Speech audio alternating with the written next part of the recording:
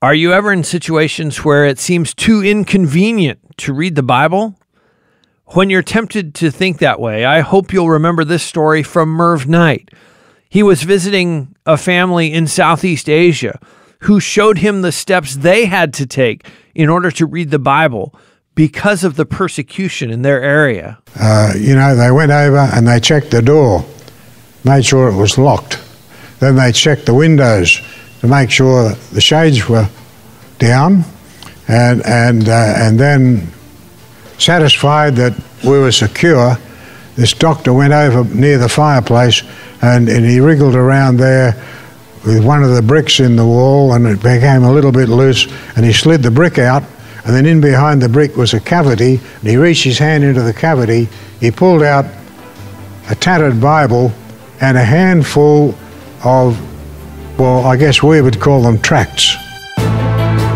Jesus never promised his followers an easy path. In fact, he told his disciples that the world would hate them. He sent them out as sheep among wolves. Jesus' words came true in the life of the apostles, and they're still coming true today in the lives of his followers around the world. Join host Todd Nettleton as we hear their inspiring stories and learn how we can help, right now on the Voice of the Martyrs Radio Network. Every week you hear the Voice of the Martyrs Radio right here, thanks to the efforts of many people who support the ministry of the Voice of the Martyrs in all kinds of ways. Some work behind the scenes and others have a more visible role, but they all play an important part in fulfilling the mission that God has given to the Voice of the Martyrs. One of those who has served in a leadership position for a long time is Merv Knight. Merv is the co-founder of our sister mission in Australia, which helps to explain his accent, and he recently retired from serving on the board of directors of the Voice of the Martyrs USA. He was the longest-serving board member on the board, and he is now a board member emeritus. Not long ago, as Merv was finishing his active service on the VOM-USA board, he spoke to the staff here at VOM and just shared some stories of his time serving persecuted Christians, his time working alongside Pastor Richard and Sabina Wurmbrand, the founders of the Voice of the Martyrs. And as I heard Merv's stories, I thought, boy, we have to share this with our VOM radio family. And so I wanted you to hear the stories and the encouragement that Merv offered to the staff here at the Voice of the Martyrs. Here's Merv Knight. So I thought I'd share with you a few memories of the ministry over the last 50 years and some of the things that have happened. And I think back to my very first meeting with Richard Wurmbrand when I was almost terrified. We'd read his book and Torture for Christ and in 1968, and just a little group of us wrote a letter to him it's 51 years this month that a little group of us wrote a letter to him and invited him to come to Australia and New Zealand. We would set up meetings for him, and he agreed, and so we got into a frenzy of activity, arranging meetings and advertising. There's so much to do. And they were in the days before computers were invented and email was ever thought of, so everything was done by snail mail, writing letters around the country and waiting for replies, and writing to Richard by airmail halfway across the world and waiting for a reply. But praise the Lord, it all came to pass, and which was one of Richard's favourite parts of the Bible, in fact, and it came to pass. He used to say, if it was torture or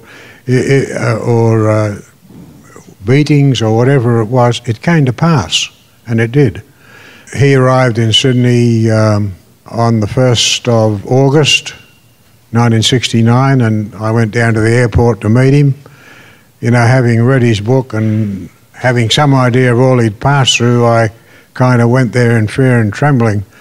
But I found him to become a very down-to-earth person, and became a great and wonderful friend over the 30 or so years that we worked together before the Lord took him home. And in fact, I remember it was Paul Gustafson, and I went down and had the opportunity of visiting with Richard in his house when he was very ill and getting toward the end of his days, and that was probably the last time we saw him. I remember we received a letter from Romania from somebody who knew Richard, and one sentence in that letter was this, talking to Richard: "When you left Romania, it was for us as if Christ had left." It's a great testimony, isn't it? And that's something for us all to remember. When you left Romania, it was though Christ had left. So Richard had made, a great impression. All right, Richard Wurmbrand talked a whole lot about persecuted Christians. He mentioned the name, he knew them by heart. He would mention the name, this brother, this sister, this brother, mention them by name. He's been in prison for 36 years, has just been arrested last week, has been in prison for 12 years, been in prison for 30 years, and this one in Romania, and then he's saying that then there is this person, this brother in Albania, and then there are those Christians who languish in the labour camps in Siberia. And then in 1972, when I was at a conference in Germany, I met a dear brother, a Mennonite bishop, David Bontrager, who came as a guest to our conference, and he was just on his way back from Siberia. He lived in Indiana. Richard had known him and entrusted him with something like $100,000 worth of Russian rubles, which David had carried into Siberia to go and distribute to Christians in the underground churches that they knew of. And interesting, he was about 70 years of age even then, David, but still labouring on faithfully for the Lord. And he told me later, I got to know him over the years, and he told me that his modus operandi was to get into the train that was going up into Siberia, and he'd have this bag full of rubles, and knowing that they were going to be searched along the way, different places, the KGB officers would come aboard and search, and so he took a screwdriver out of his pocket and he unscrewed the panels off the inside of the train carriage, and then he stuffed all the money in there, and he screwed the panel back on, and then his bag was virtually empty. And when the people came through to inspect everything, he willingly gave them his bag to them, and they could find nothing in there that was incriminating. And so he made the journey, and when he finally was pulling into his destination, he went through the reverse operation, stuffed his bag with money and went out, and then went on his way and met Christians and distributed the money to them. Oh, here's a Bible verse I wanted to leave with you. That's to consider a Bible verse. And in 2 Chronicles chapter 16, we read these words, and these might be familiar. "For the eyes of the Lord move to and fro throughout the earth." You know that? You heard it before? Do you know what comes after that? You see, we read the little bit that makes us feel good, and we leave it at that. "For the eyes of the Lord move to and fro throughout the earth." But if you read on, it says, "that he may strongly support those whose heart is completely his." As we go about the work that we do, it's important to recognize, I think, that we're not asking God to help us in our work. What we're doing is thanking God that he's using us to help him in his work, because the work that we do truly is God's work. And I think it's good to keep that in mind. Now, I remember the time when three of us decided to take a trip to Ukraine. We were in Moscow in Russia, and we got on the train in Moscow to travel down to Ukraine. 19 hours in the train as we sped along the track at 40 miles an hour. But as we made that long journey overnight, you know, we made many trips to the young lady who had a little booth down in the end of the car, and she always had cups of tea on hand. And so we made trips down to get cups of tea, and she was curious about us, and a lot of other people were too, because it seemed to be that on that train we were the only 3 foreigners, and nobody quite knew what to make of us or even what we were doing there. It was even stranger when we came to the border between Russia and Ukraine.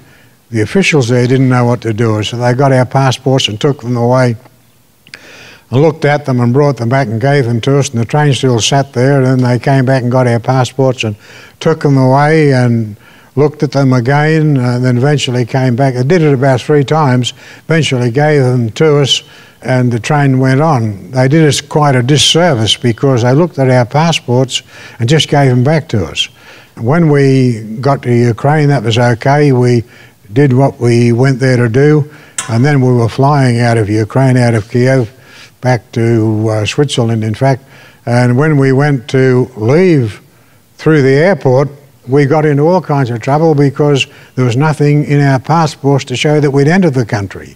Because the guys at the border had absolutely... This was just after, you know, the Iron Curtain had collapsed and the Soviet Union had disintegrated, and it was very soon after it, and the officials at the border didn't have any idea what to do, so they didn't do anything. And eventually, after a lot of discussion, they allowed us to leave the country. Anyhow, travelling in the train and meeting and getting cups of tea from this young lady, we got to know her just a little bit. She could speak a little bit of English, and she could speak German, and my travelling companions could speak German and French, and so we were able to communicate. And there was slowly the reserve broke down, and there's a little bit of a friendship developed, and so we decided to take a risk, and we went into our bags and we pulled out in the Russian language a copy of He Lived Among Us, you know, like the picture story of the gospel, and in the Russian language we pulled it out and we showed it to her, you know, wondering what's going to be the reaction to this. And she looked at it, and she turned over a page or two, she looked at it, she held it like this, and then she told us that her father was the pastor of a church. He had spent many years in prison in Russia because of his faith and because of his witness, and then she told us how she led a Sunday school class, and she had never in her whole life seen anything like this picture story of the gospel, and how she now is going to take that and use it all the time to try and teach the children and the young people in her Sunday school class the story of Jesus, the gospel message. And we got preferential treatment then for the rest of the trip, and as we were leaving, she made a special point of coming down the train to where we were to farewell us, and we put together quite a nice little financial gift which we pressed on her, and we had to press it on her. She didn't want to take it, you know. These people are not there to beg from us, and we learn from them. We think of Christians in those difficult places being helpless and hopeless and not knowing what to do, and but the fact is they are enterprising, and they are busy themselves in the best way they can be about the Lord's business, and they are doing, regardless of you people out there in the West, we are here and we're doing the work as best we can under the circumstances that surround us to spread the gospel, to make people, help people know that the Lord Jesus Christ came and died for them, and to win them to Him. And you know, it's not always, oh, we were able to give 10,000 of this book or that gospel to this group, or we actually provided 20,000 over here, or in this country we were able to print 40,000 and distribute them. Sometimes it's the one-on-one connection, making friends with somebody and means so much, and really in the end bears so much fruit. I remember being in Shanghai. We cautiously made our way down the back streets and quietly knocked on a door, and the friend who was with me had been there before and was known in the country, and the door opened just a little crack and the people looked out and they saw him and immediately opened the door and welcomed us in. You know, and they had a Bible group, a Bible study group, underground church, house church, whatever you like to call it, meeting there quietly, covertly in that little room from time to time. And of course Bibles are not available in China, especially back in those years. We asked them then, do you have a Bible? And so, you know, they went over and they checked the door, made sure it was locked. Then they checked the windows to make sure the shades were down, and then, satisfied that we were secure, this doctor went over near the fireplace and he wriggled around there with one of the bricks in the wall, and it became a little bit loose, and he slid the brick out, and then in behind the brick was a cavity, and he reached his hand into the cavity, he pulled out a tattered Bible and a handful of, well, I guess we would call them tracts.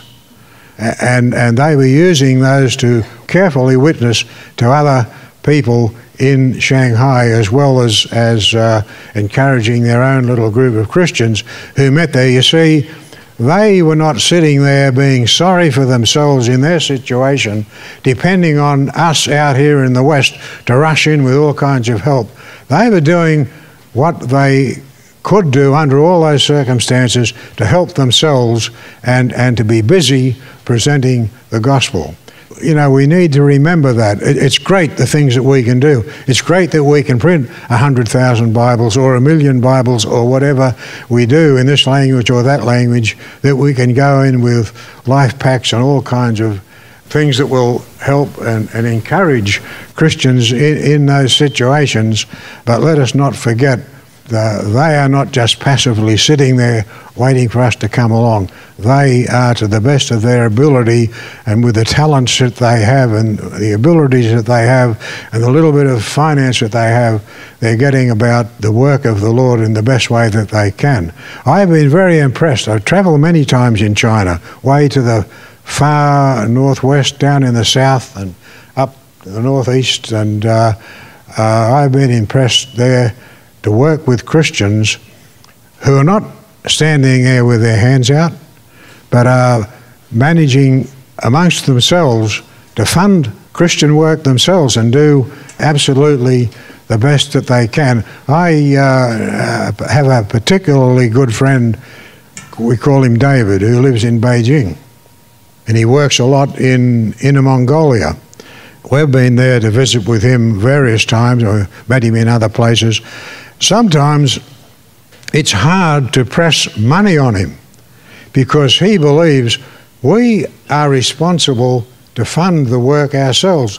The Lord, in one way or another, maybe not in the degree that you know, but he blesses us and he provides for us, and we take our tithe and we put our tithes together and we do the work of the Lord. It's very encouraging to meet such people, and then of course we're able to talk and to have fellowship, and then to persuade such people that, look, here we are and we can help you to enlarge your work. We don't want to come in here and take over your work. We want to simply partner with you in what you're doing to spread the gospel through you to your people here in this land. So let's remember that verse, for the eyes of the Lord move to and fro throughout the earth, that he may strongly support those whose heart is completely his. Thank God for the big things we're able to do, but how I thank God for his little people, for their faithfulness, and for the wonderful opportunity God gives us to cross their path and to learn from them and to fellowship with them and to work with them. And the last thought I want to leave with you is the one I began with, that letter that came out of Romania about Richard Wurmbrand. When you left Romania, it was as though Christ left. Wouldn't it be wonderful that for each one of us, when we walk out of this room or walk out of our church or walk out of wherever we are, that the people would say to us, when you left, it was just as though Christ left, that we might be truly his representatives and might portray Christ and his gospel and his message to those who are around us. Thank God for the way this ministry has grown. I think back 50 years to when we started. When we started in Australia, we started with nothing, absolutely nothing. Richard had been there, we had meetings with him, we had wonderful meetings for a month all over the country, and we collected a whole lot of names, and we collected quite a lot of money. When he was leaving the country, we said, well, Richard, thank you for coming, it's just been great. God bless you as you go on your way. Here's all the names of these people, put them on your mailing list, keep in touch with them. Here's the money that we've collected, take this with you and apply it to the ministry. And Richard says, oh, no, you must start a mission in Australia. You must do something to help the persecuted church. Oh, no, we've got our ministry. We were in another ministry. We've got our work to do, and for us, it's mission accomplished. We wanted you to come. You came, you spoke, we had a great time. God bless you. Here's all this, take it with you and go on your work. So Richard says, no, you must start something here in Australia to help the persecuted church. So here, take these names, put all these names on a mailing list and send them all a newsletter. November '69, we managed to put out our first newsletter, and praise God. From that moment on to this day, the Australian mission has been totally self-sufficient because our sufficiency is in God and in the Lord, and we look to him, and as we go about what he wants us to do, we are not helping him. He is helping us to do the work that he wants us to do.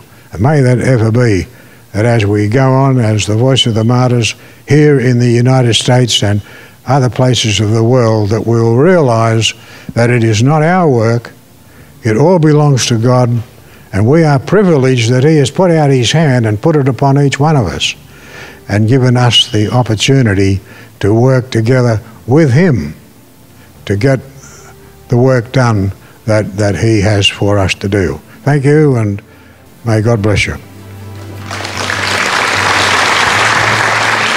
That's Merv Knight here on the Voice of the Martyrs Radio. He's been encouraging all of us to follow God's lead and do exactly what the Lord is calling us to do. Merv was the longest-serving board member for the Voice of the Martyrs USA until his retirement to emeritus status not too long ago. We've been listening to a talk that he gave here to the staff at VOM-USA. And if you've gotten excited about the stories he's been telling today, you can read those kinds of stories every month in the Voice of the Martyrs newsletter. It's free. We want you to have it. We want you to be equipped to pray for persecuted Christians every month.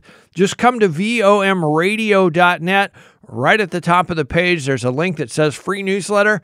Click on that, give me your name and address, and we will send that to you. Again, that website, VOMradio.net. And while you're there, would you do me a favor? Just drop me a note and let me know how VOM Radio has impacted or blessed you. We're coming up on the 5-year anniversary of VOM Radio, and our team here at VOM would love to know how these conversations have impacted your faith, how they've helped you connect with persecuted brothers and sisters around the world. There's a spot right at the bottom of the page. You can just type in a quick note. Please go to VOMradio.net. Let me know how VOM Radio has impacted your faith and encouraged you over the past 5 years. I hope you're back to join us next week. We're going to hear from a man who shares the truth about Jesus and the gospel into a nation where the government is completely opposed to the church. How does he do it? Join us next time to find out right here on the Voice of the Martyrs Radio Network.